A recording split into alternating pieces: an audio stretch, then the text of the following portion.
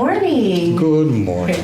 My name is Sarah Garrigal, and I work with the Living Archives Project, where we are collecting stories of how COVID-19 impacted various communities in Charlotte-Mecklenburg County. Today is April 20th, 2023, and this week there were 30 reported cases of COVID-19 in Charlotte-Mecklenburg County area, which actually shows a decrease of 52% over the last 2 weeks. Therefore, each of us is comfortable not wearing a mask. Dave, would you introduce yourself? Hi, I'm Dave. I'm in my mid-60s. I have my winter hair, which is all gray, grown in. I'm fully bearded as well. I kind of look like the ancient mariner with glasses, so that's about it. That's a great description. I love it, Dave. I really like your shirt today. It's a nice shirt. Thank you very much. You're welcome. So, Dave, tell me, how long have you lived in the Charlotte area? I moved to Charlotte, I want to say in 1977, 78. I was actually in school in St. Louis, and my family moved to Charlotte, so when I went home for Christmas break, it was somewhere entirely new. Oh, wow. How was that? Miami to Charlotte was culture shock. I bet. Especially Charlotte back then. Yeah. Went from a major urban center. I was going to school in another major urban center, and I got off the plane in front of a Quonset hut off West Boulevard, which is Douglas Field back then. I still call the airport Douglas Field. I still call the Metropolitan Charlottetown Mall. So I think you imprint on things, and I don't really care what developers want to call them. Yeah. They are what they were. Yeah. Wow. In all but the important ways. So, where were we? About your experience transitioning from... Yeah. There were two newspapers when I got here, the News and the Observer. One was morning, one was afternoon. They shared management. My father worked selling advertising for both, and it was his first job after retirement. Okay. He wasn't good at retirement. Okay. Oh boy, and of course my sister was still in high school, and she had connections here, and I really didn't, and of course I was just visiting until school was over, and then I came back here and started to get involved in professional activities, which opened up social activities as well. And Charlotte was enjoying an incredible growth spurt back then, which has never stopped. Even due to COVID, guys. I know that's what's behind all this, but still going strong. Yeah. And I bought my first house on Thomas Avenue in Plaza Midwood for $13,000. Try to do that today.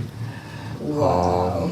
And the plumbing didn't work, and the heat didn't work, and there was 30 amps of electrical power in it. But being young and single, I moved in, fixed it up around myself, got a part-time job at Moore's Building Supply, which used to be on Monroe Road across a street from what used to be Sonny's Barbecue. Did that not because of the money I could make, because they didn't pay shit, but because I got the employee discount on the building materials I needed. Oh, very smart. And Midwood at that point was a bunch of people who were trying to revitalize a dying neighborhood.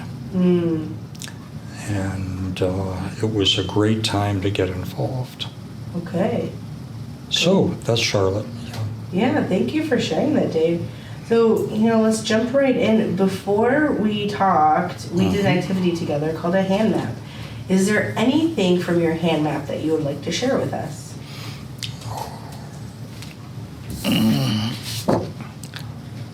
Here we go.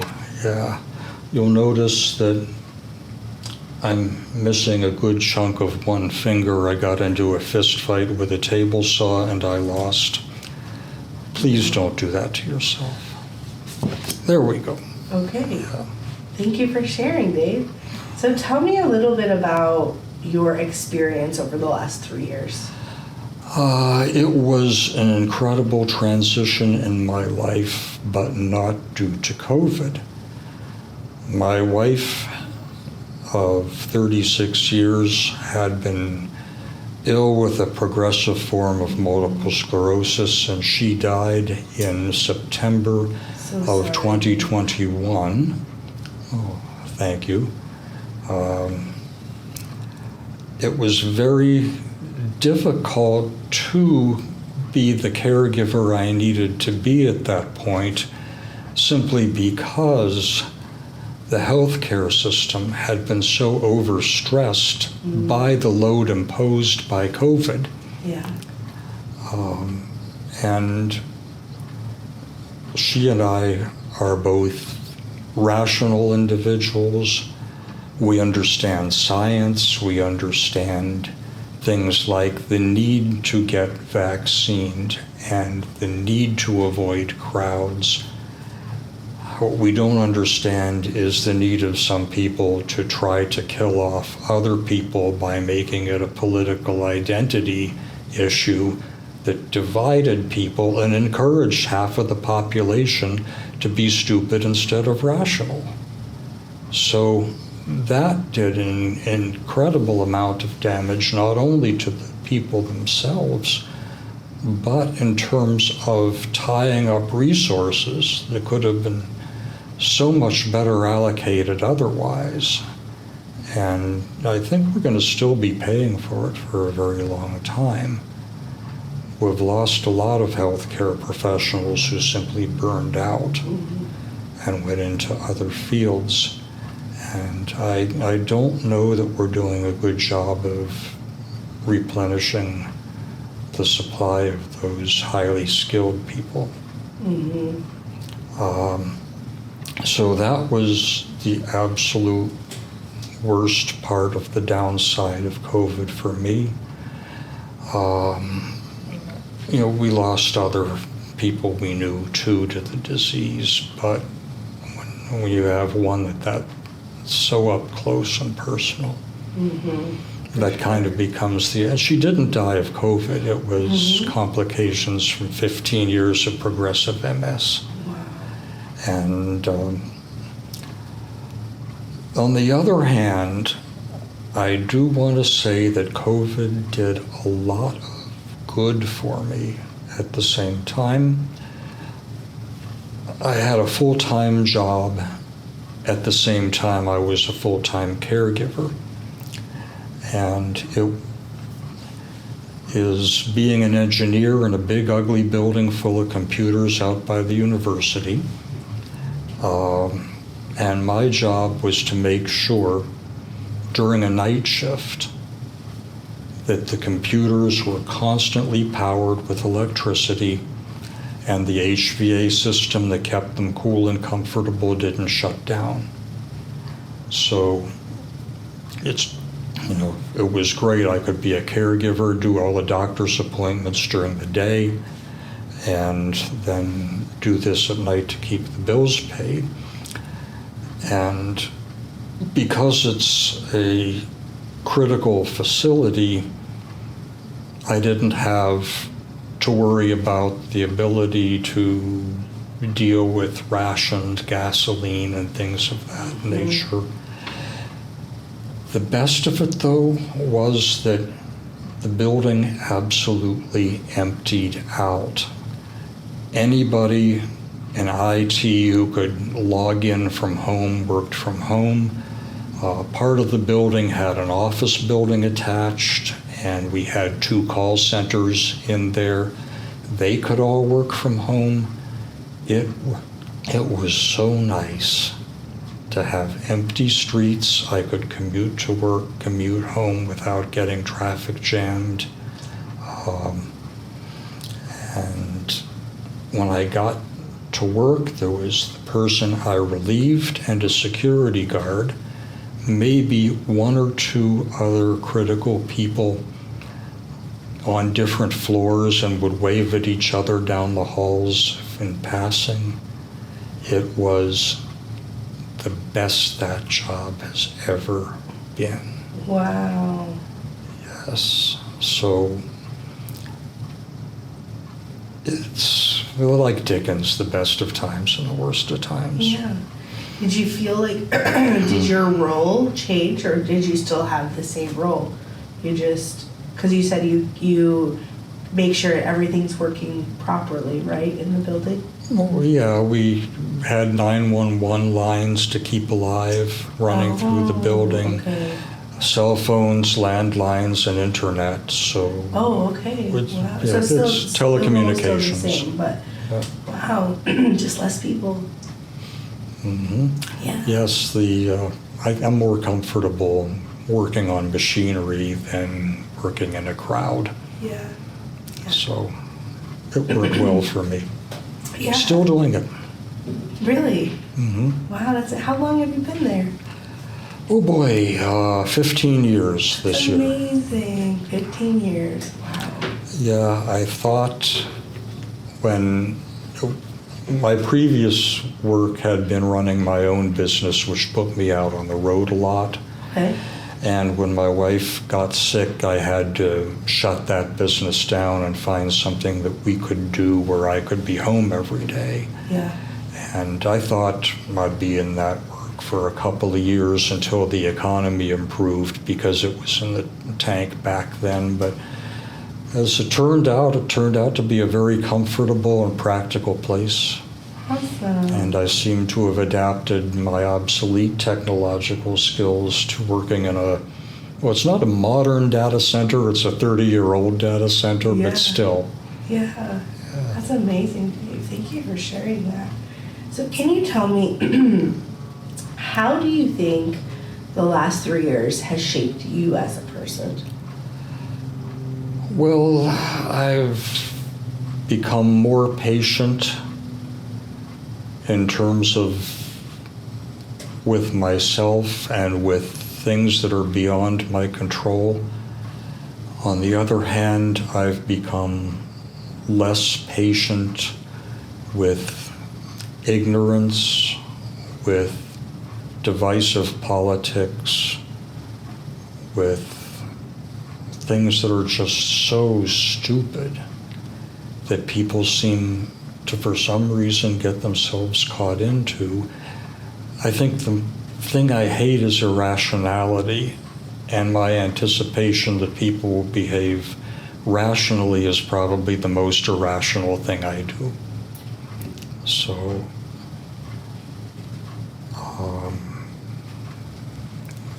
it's made me grow in some ways that are positive, I think, but at the same time, I've developed intolerances in some ways that I, always had to a certain point, but now they've grown in importance in my,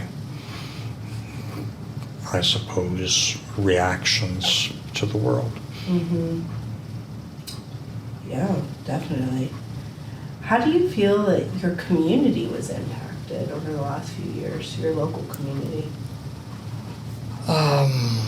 Well, apart from the political divisiveness, I think a lot of people were hurt more than a lot of other people. And some of the people who had the least resources to fall back on were affected the most. And I'm afraid that it pushed people back further, the ones who could least afford to be pushed back.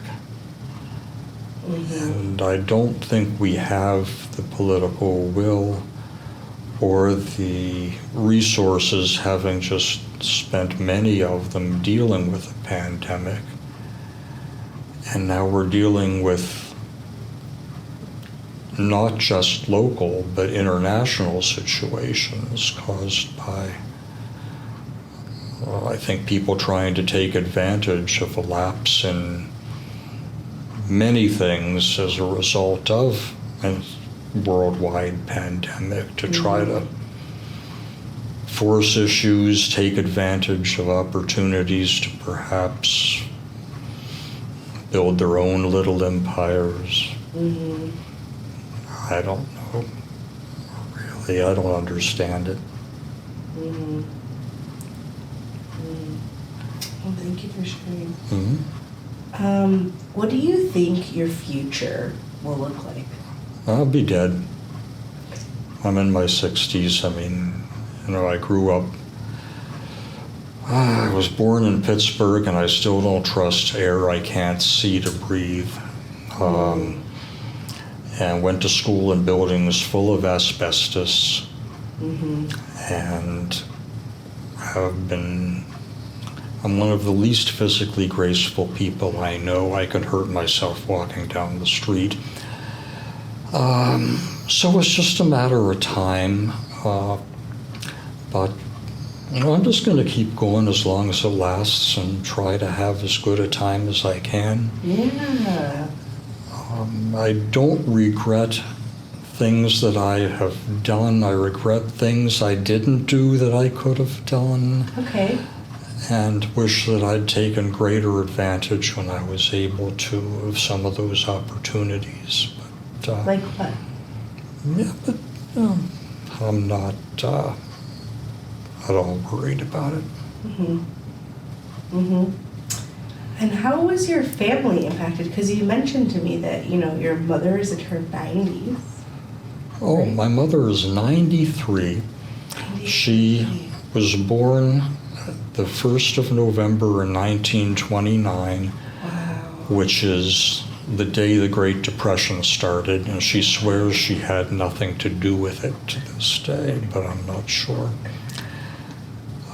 She's always been energetic and vibrant and optimistic, and she still is. She lives in a retirement community down near South Park, and they locked down like Fort Knox. Wow.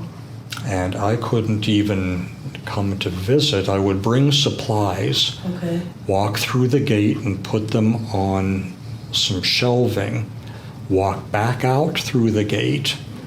The guard would call her, she'd drive down, pick them up, wave at me through the gate, and then she'd go back home and would talk on the phone, of course, and stay in touch. But she's doing very well as far as her health goes for someone her age. Got through COVID. They lost a lot of people, but she got through it just fine because of the care they took. And even within the community, they were very careful. Yeah. Not to mention interacting with the outside world. Yeah. So she's doing very well. My sister's family is, well, they live in Raleigh at the moment, along with one of my nieces, and the other niece is in suburban Boston, and they're all doing great. So glad to hear that. Yeah, we got through it That's awesome. real well. So, Dave, is there anything else, a story or an experience that you would like to share with us before we finish? Related to COVID? No. It doesn't matter. It can be related to COVID or just to who you are. No, I can't really think of anything. I think we covered the important stuff as far as the past 3 years goes, so that's about it, I guess. Awesome. Thank you so much for sharing your story with us. It's been a pleasure. I hope somebody in the future finds, looking back at this, hears from a lot of us and understands how it was more than just a pandemic. It had a lot of societal overtones. Yeah. My grandparents lived through the flu epidemic in 1918. Yeah. And if we only had their wisdom available, but they wouldn't talk about it when I was a kid. Yeah. And So true. they were. My grandfather had a brother who was a bootlegger. They wouldn't talk about him. My grandfather went on a trip in the 1920s in a Model T Ford from Pittsburgh to Miami, picked up a bootleg load of rum coming over in a rowboat from Cuba, Oh my God. drove it back to Pittsburgh. I could never get him to tell me that story, but that must have been a hell of an I adventure can back then. imagine. But no, we don't talk about that. And they felt the same way about the flu epidemic. But if we keep this knowledge alive, then maybe people can be smarter about how they deal with things next time. Oh, there will be a next time. Population is growing and it's time to thin the herd, and Mother Nature can be a hard, cold bitch, but she does what's necessary in the long run. Yeah, very true. Very true. Well, thanks, Dave. I appreciate you so much. It's been a pleasure.